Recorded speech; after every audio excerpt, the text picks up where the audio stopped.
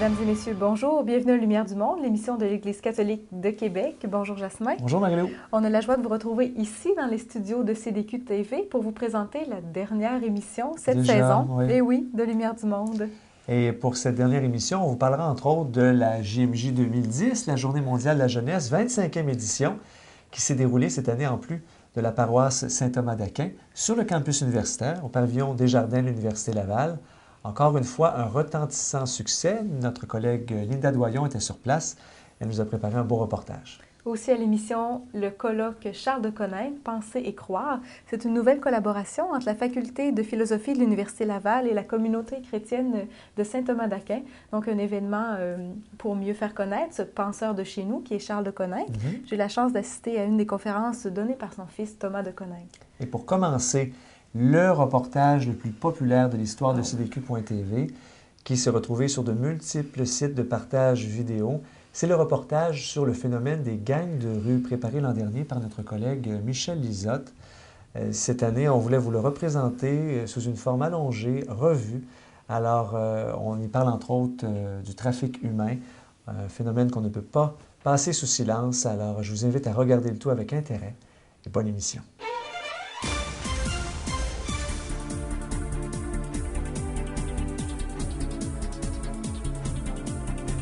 Laurence Thierry-Bernard est un père de famille de la région de Montréal. Il y a 4 ans, il découvrait que sa fille était sous l'emprise d'un gang de rue. Il a tout fait en son pouvoir pour lui venir en aide. Son témoignage ne cache rien de la dure réalité que rencontrent ces filles, qui sont recrutées dès l'âge de 12 ans, souvent par des proxénètes à peine plus âgés qu'elles. On les rend ensuite dépendantes aux drogues dures, puis on les transforme en prostituées et en danseuses nues. Parce qu'elles consentent librement à entrer dans ces gangs de rue, le sujet est controversé. Et la tendance de notre société est de laisser ces femmes à elles-mêmes.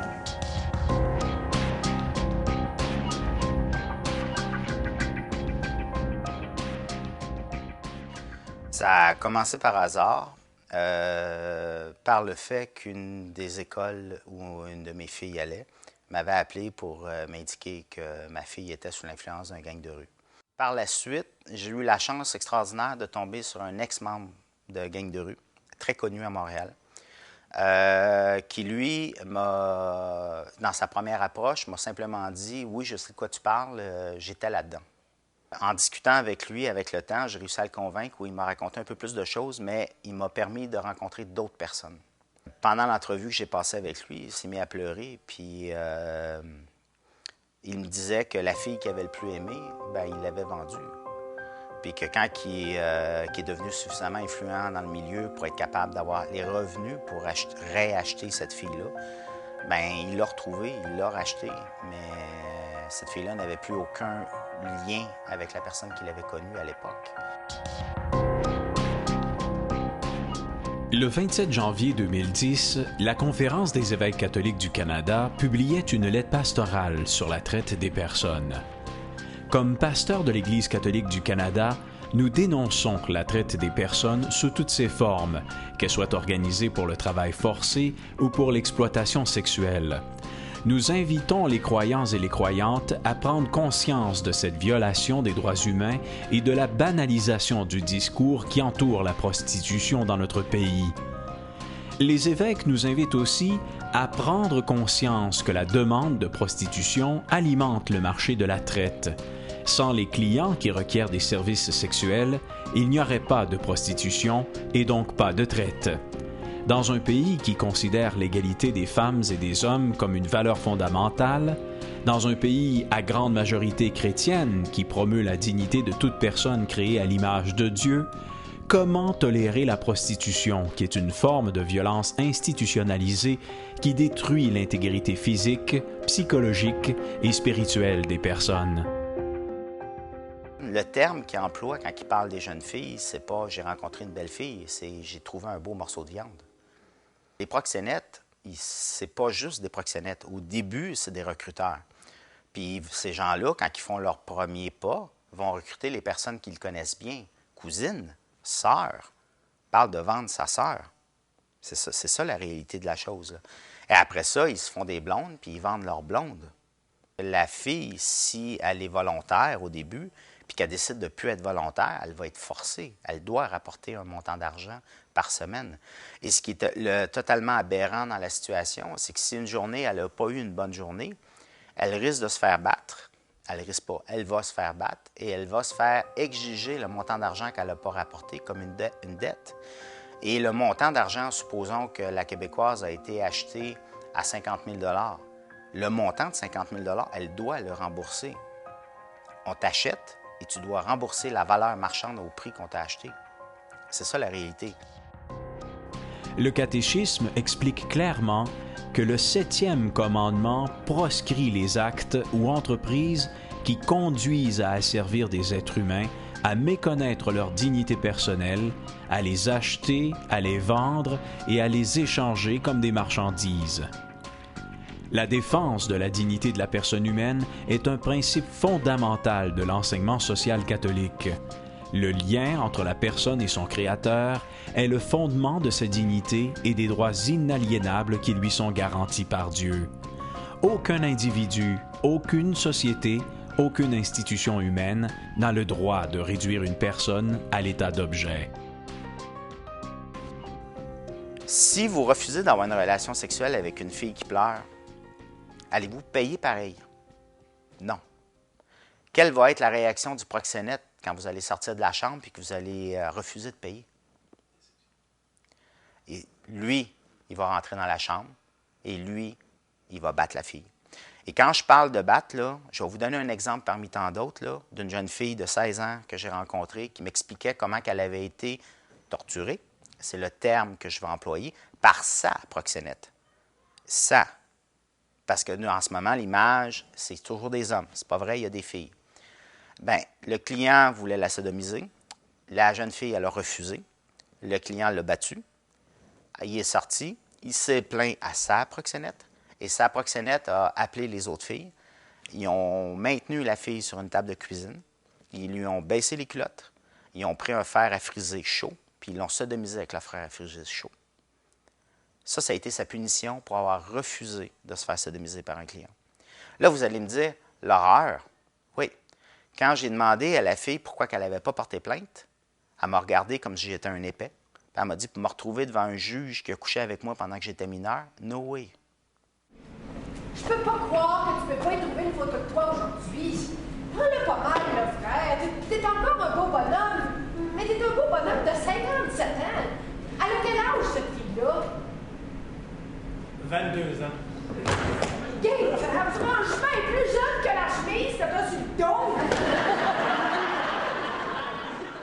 Depuis 2005, l'organisme catholique Jeunesse du Monde propose une tournée de la pièce de théâtre Perdue dans le trafic. Jouée dans plusieurs institutions scolaires, cette pièce parle de la problématique de la traite des femmes et des enfants. La pièce Perdue dans le trafic nous fait prendre conscience que même nous, membres de la société québécoise, achetons à l'occasion ce que les trafiquants nous vendent. Cette pièce interactive a été créée par le théâtre Parmi nous, à la demande des sœurs de la congrégation de Notre-Dame, qui ont ainsi voulu poser un geste concret pour alerter le public québécois, surtout les jeunes, à un fléau grandissant dans notre monde. On dirait que tu parles d'un objet que tu magasines.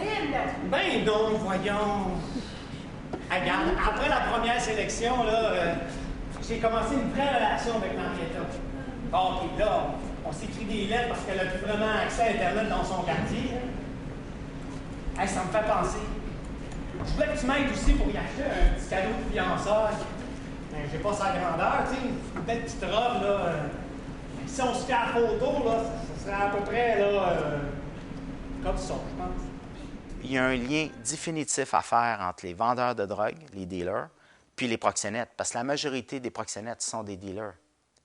Imaginez-vous la rentabilité de la chose. Votre principal client se prostitue pour payer la drogue. Donc, la jeune fille qui travaille pour vous, qui va rapporter entre 200 et 260 000 $ par année, ça, c'est les montants, va dépenser la totalité du peu d'argent qu'il vous lui laisser pour acheter ses doses de drogue, puis elle est tellement droguée qu'elle va acheter la drogue plus cher. Quand je dis plus cher, là, c'est que quand la fille commence à plus vouloir travailler dans ça, là, l'idée, c'est de la rendre dépendante aux drogues dures. plus qu'elle est dépendante aux drogues dures, plus qu'elle va travailler dur pour avoir ses doses. Et là, à ce moment-là, vous baissez les doses. Comme ça, elle est toujours en état de manque. Fait qu'elle en veut plus. Fait qu'elle peut se taper entre 14 et 20 clients dans une journée. À 100$ la shot. Calculez. Selon la Coalition contre la traite des femmes, un réseau abolitionniste qui considère la prostitution comme une atteinte aux droits humains, comme une forme d'esclavage moderne, la distinction entre la prostitution forcée et la prostitution volontaire ne tient pas. À ses yeux, la prostitution ne peut pas être le résultat d'un libre choix, mais plutôt l'exploitation d'une vulnérabilité. Beaucoup de parents ne témoigneront pas parce qu'ils vont se culpabiliser par rapport au fait que leur fille à 14, 15, 16 ans a plusieurs relations sexuelles. Et non seulement elles ont plusieurs relations sexuelles, mais elles vont accepter de se prostituer. Puis à cette période-là, la jeune fille va tenir des discours du genre « c'est mon corps, j'ai le droit de faire ce que je veux avec, voyons, c'est pas si grave que ça, je connais plein de monde qui font ça ». Je me suis fait dire par des filles de 16 ans que c'était normal de se faire taper dessus parce que je suis juste une fille. En tant que société, on ne peut pas accepter ça. C'est pas ça qu'on a voulu comme société, puis c'est pas ça qu'on a comme société. En 1997, on estimait à 10 000 le nombre d'enfants prostitués au Canada. Le syndrome de stress post-traumatique chez les personnes prostituées est comparable à ce qu'il est chez les femmes battues, les survivantes de viols et les anciens combattants. Les prostituées connaissent des taux extrêmement élevés de dépression, de toxicomanie, de dissociation mentale, de traumatisme crânien et de tentatives de suicide. Entre 70 et 80% des personnes prostituées étaient des enfants lorsqu'elles ont commencé à le faire. La moyenne d'âge d'entrée est entre 13 et 14 ans. Le taux de suicide au niveau des filles et des gars est aberrant. Je parle avec quelqu'un, 3 semaines après, je veux le rejoindre, il est mort. Il s'est tué. Il n'a pas été tué, il s'est tué lui-même. J'ai parlé avec des filles qui sont maintenant mariées avec enfants puis qui ne veulent absolument pas que leur conjoint soit au courant de leur passé. Puis qui pleurent, puis qui disent « Non, je ne peux pas témoigner, mais c'est épouvantable ce que j'ai vécu. »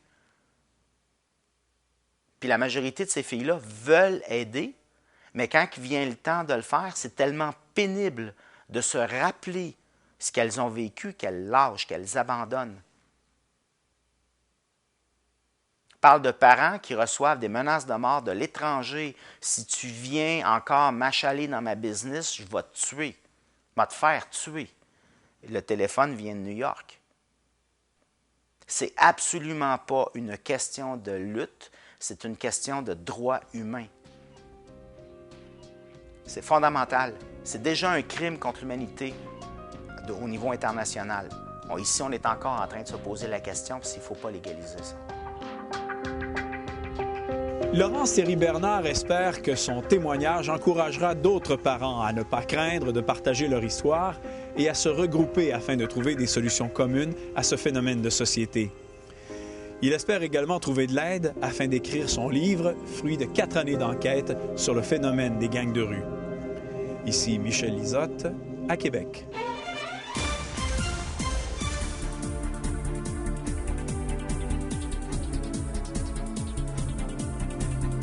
Près d'un demi-siècle après la mort du professeur et philosophe Charles de Coninck, la faculté de philosophie de l'Université Laval convoque la nouvelle génération de penseurs à un colloque sur la pensée du célèbre philosophe québécois dont l'œuvre complète a été récemment éditée. Charles de Coninck, Penser et croire, voilà le thème de ce rendez-vous de réflexion, d'échange et d'approfondissement qui a eu lieu du 29 au 31 janvier 2010 à Québec.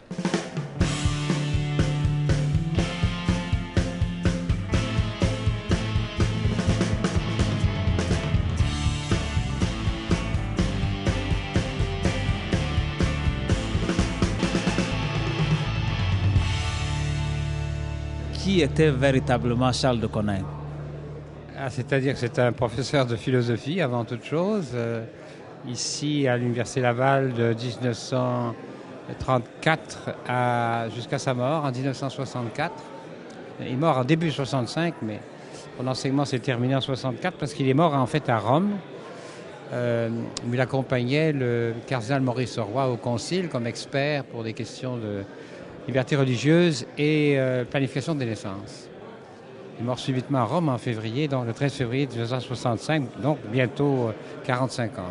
C'était un homme très ouvert, donc, et qui avait un équilibre de pensée très bien articulé et qui est tout à fait accessible aux jeunes d'aujourd'hui. Charles de Coninck a écrit beaucoup, mais je dirais que son œuvre vient à peine, on pourrait dire, d'être redécouverte à l'occasion de la publication de ses œuvres complètes. On a 2 tomes qui sont sortis à la fin de l'année 2009 et c'était cette occasion-là qu'on a prise pour pouvoir le faire connaître davantage aux gens de l'Université Laval et des alentours de Québec.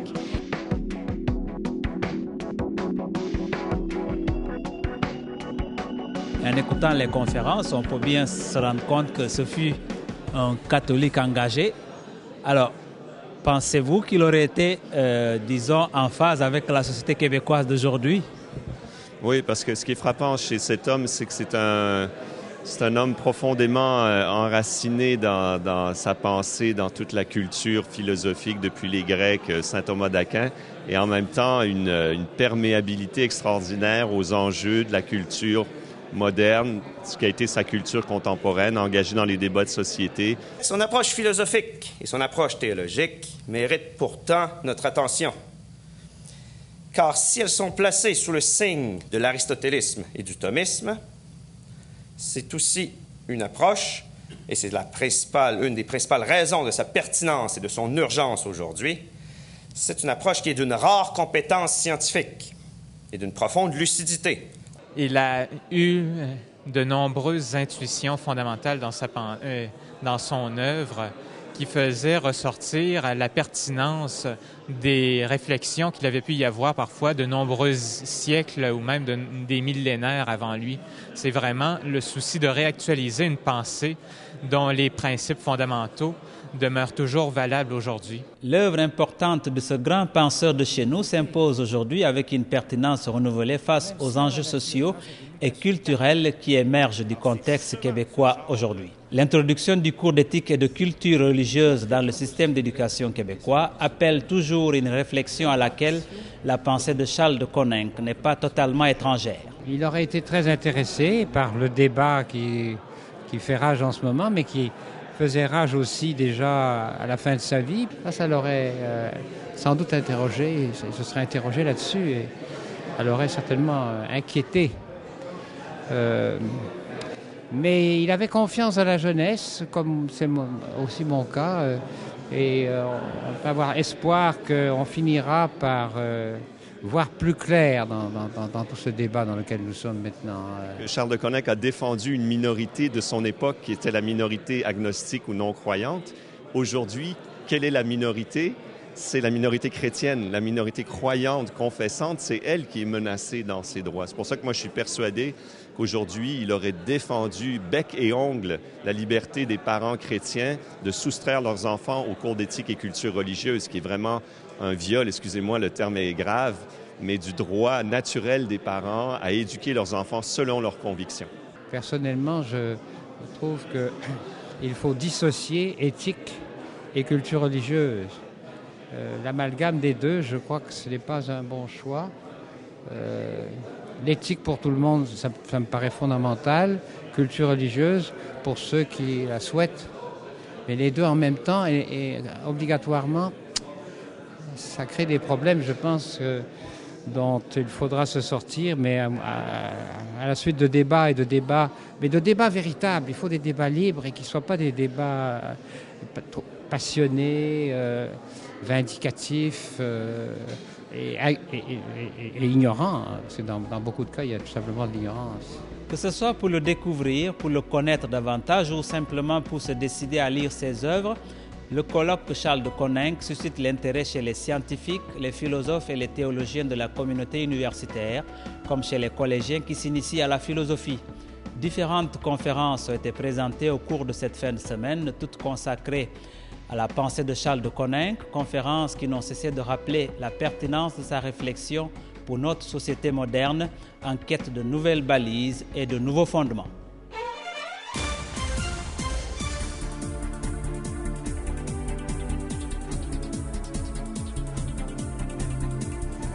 Que dois-je faire pour avoir la vie éternelle en héritage? Mon cœur a soif d'amour. Suivre le Christ aujourd'hui n'est pas très à la mode, mais quand près de 250 jeunes répondent à l'appel de Monseigneur Ouellet, on peut dire que la foi n'est pas reléguée aux oubliettes. En ce 27 mars 2010, c'est le rassemblement diocésain pour la Journée mondiale de la jeunesse.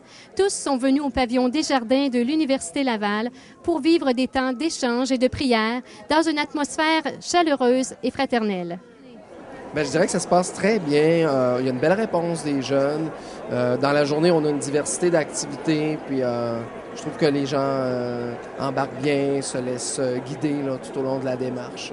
Puis aussi, on voit ce qui est intéressant, des gens d'ici, des gens des communautés culturelles sont présents aussi au rendez-vous. Donc, on fait vraiment église là, avec les gens de la région de Québec. Le thème, c'est « Bon maître, que dois-je faire pour avoir la vie éternelle en héritage ». Donc, c'est le jeune homme riche, comme on dit souvent. Donc, c'est un thème qui est très parlant, là. Ça fait plusieurs années que je viens, puis je réponds à l'appel de notre évêque. Pour moi, c'est une journée importante.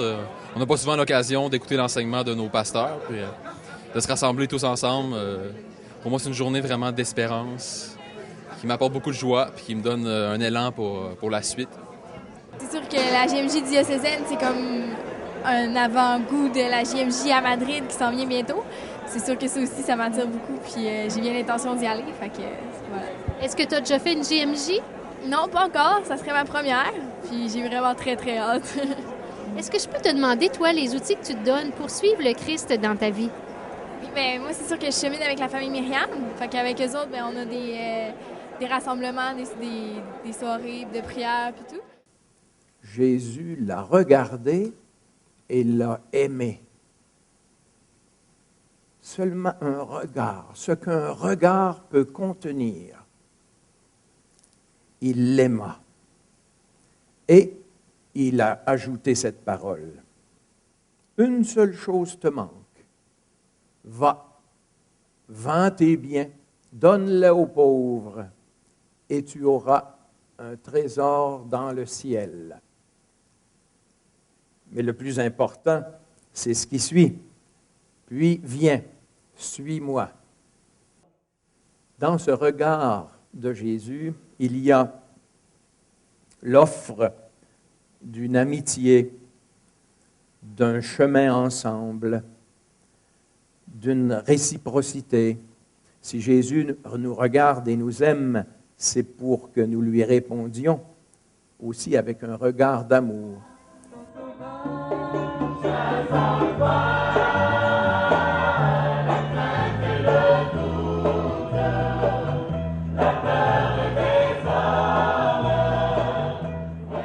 Une activité de démarche pénitentielle avec Monseigneur Lacroix a été offerte durant l'après-midi avec un temps d'adoration. On y a fait aussi le lancement des Journées mondiales de la jeunesse, où le pape invite les jeunes croyants du monde entier à venir le rejoindre à Madrid en août 2011.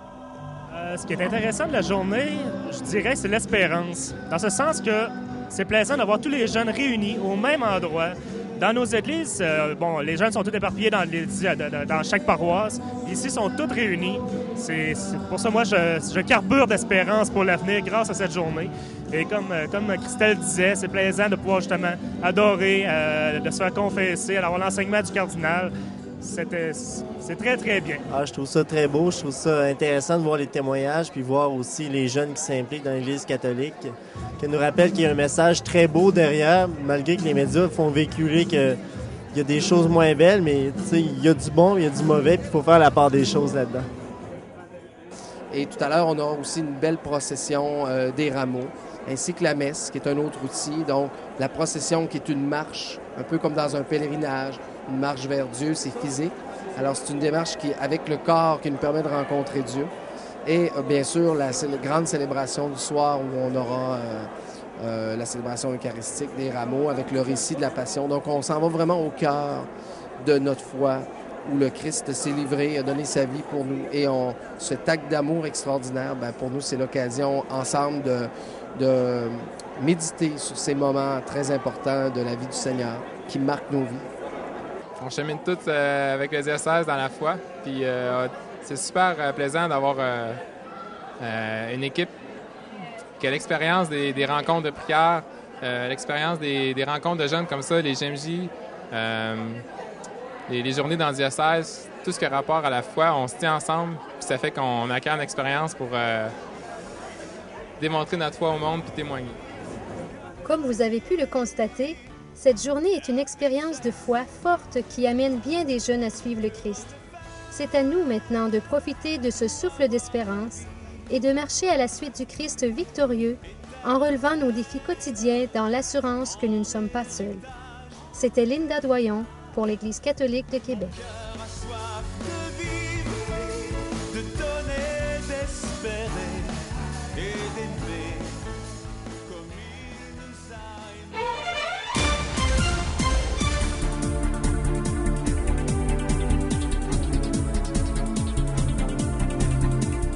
Cette année, la JMJ a été soulignée sur le plan diocésain. L'année prochaine, ce sera à Madrid, donc avec des jeunes du monde entier. Je compte bien y être aussi. Ben oui, on a pu le voir durant cette journée. Là, je pense qu'il y aura une belle délégation diocésaine et c'est encore le temps de s'inscrire. Alors, pour la saison estivale, donc Lumière du Monde fait relâche, mais vous pouvez retrouver toutes nos émissions sur le portail média de l'Église catholique de Québec au ecdq.tv. Également de nouveaux reportages, donc gardez dans vos signets ecdq.tv, ça vaut la peine. C'est ce qui conclut notre émission, c'est ce qui conclut notre saison même de Lumière du Monde. Merci Jasmin de t'être joint à nous pour l'animation. Arlou, c'est un plaisir. Merci à toute l'équipe technique qui ont permis que nous puissions vous présenter chaque semaine cette belle émission, ce beau magazine télévisé. C'est un plaisir de le faire pour vous. Merci beaucoup. On sera de retour en septembre.